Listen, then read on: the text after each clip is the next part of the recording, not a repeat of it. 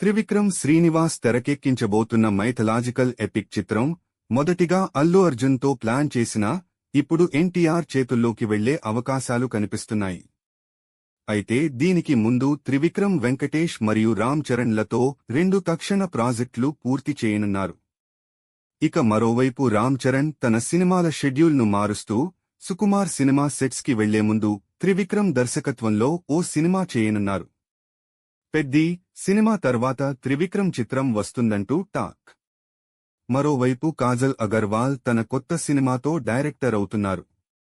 ఆ చిత్రంలో ఆమె లీడ్ రోల్లో కూడా నటించబోతున్నారు. ఇది ఆమెకు కొత్త అద్భుతమైన ప్రయాణం కాబోతుందంటూ అంచనాలు నెలకొన్నాయి.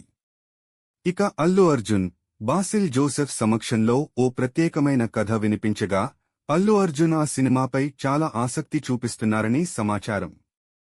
ఈ 23 చిత్రాన్ని అల్లు అరవింద్ గారు నిర్మించబోతున్నారు.